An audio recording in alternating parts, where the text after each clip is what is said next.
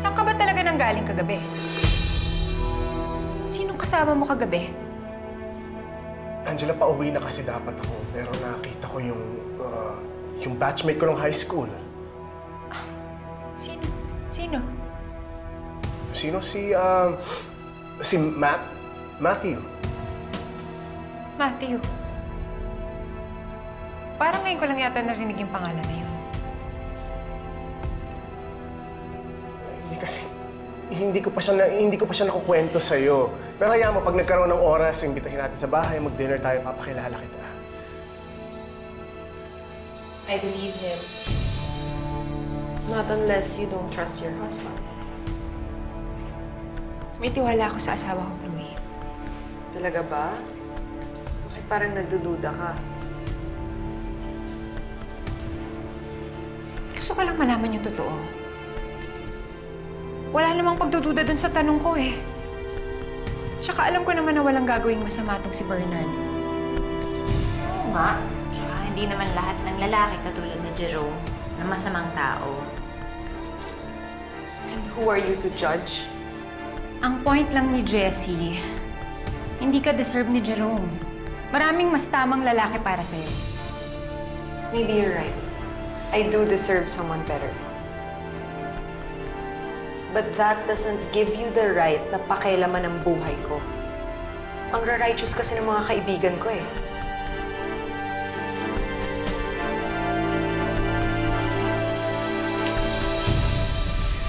Ay, naku, ayoko nang patagalin tong problema nating magkakaibigan.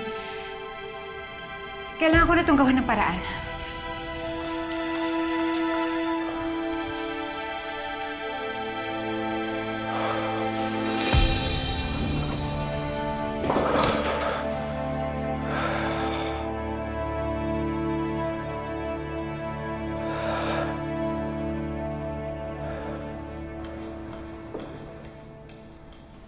Chloe!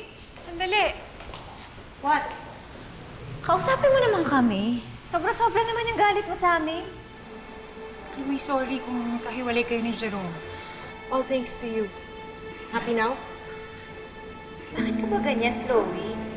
Alam mo naman sa sarili mo na wala kaming ginawang masama. Kaibigan ka namin. Kami ba? Tinuturing mo pa kaming kaibigan? What do you think? Eh, kaya naman pala. Si Gretchen nagtatampo na sa'yo. Ilang araw na sa ospital si Tita Bing, di ka man lang bumibisita. Bakit ka nga naman dadalaw? Naging sobrang close at supportive lang naman ang nanay niya sa'yo. Mga bata pa tayo, di ba? Pwede ba tapusin na natin to? Huwag na nating patagalin. Chloe, magkakaibigan tayo. Maniwala ka't sa hindi. Hindi ko gusto na magkahiwalay kayo ni Jerome. Kahit na against ako sa relationship ninyo, hindi ko gagawin yun. That doesn't matter anymore. Kasi ngayon, alam ko na hindi niyo ako kayang suportahan. Mas gusto niyong makitang masaktan ako, di ba? Mas masasaktan ka kapag pinagpatuloy mo pa yung relationship mo kay Jerome. Chloe, maraming ibang lalaki dyan.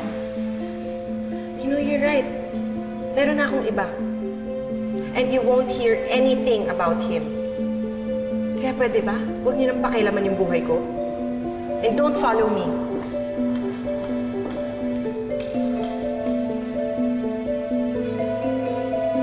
Saan pupunta yun?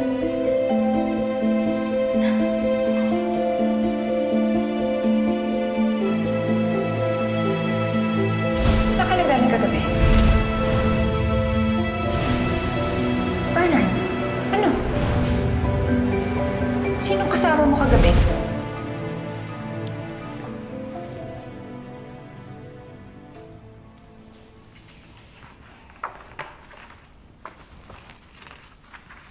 Uy, ayos ka lang? Oo.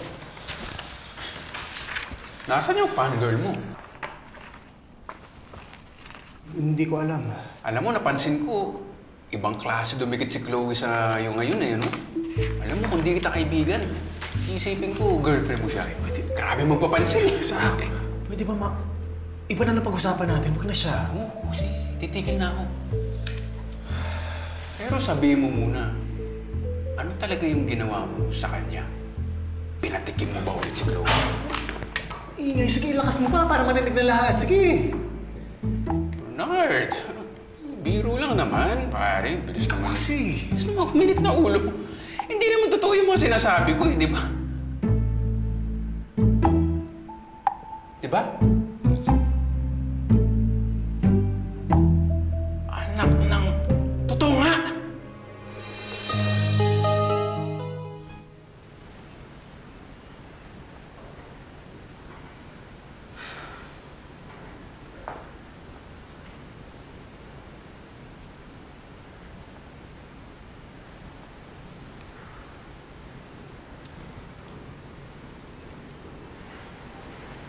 You're too preoccupied sa buhay ng iba.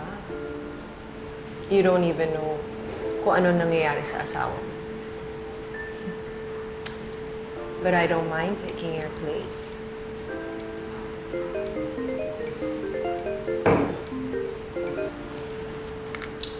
What do you want?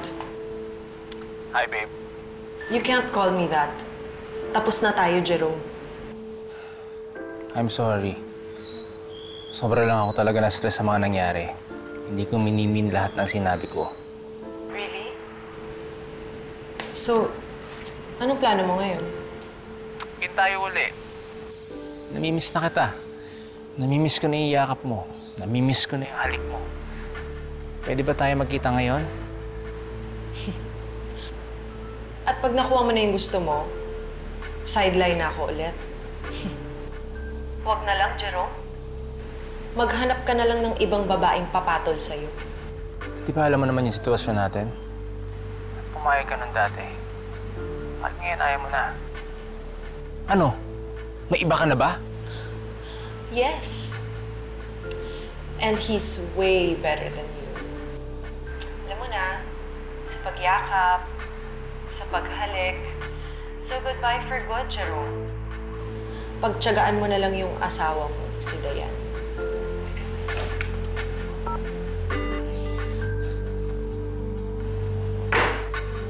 May nangyari ulit sa inyo ni Chloe? Kaya pala ganun umasta si Chloe. Pare, problema nga yan. Akala ko naman, nagtikiman lang kayo dati. Hanggang dun lang. Di pala may round 2 pa. Hindi. Parang hindi ko naman sinasadya. Hindi naman excuse yun. Ano, bigla ka nadapa, tapos andun ka na sa kama niya, ganun?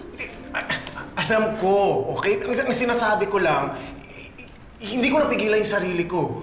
Nadala ako. Sisi. Kids, hindi naman kita masisisi, di ba? Lalaki ka. Kartada Jess pa si Chloe.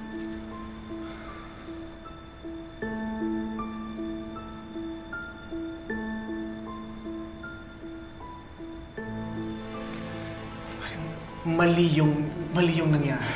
Okay, ang laki ng kasalanan ko sa asawa. Laki talaga. Dapat kasi hindi mo na siya pinatulan, pare.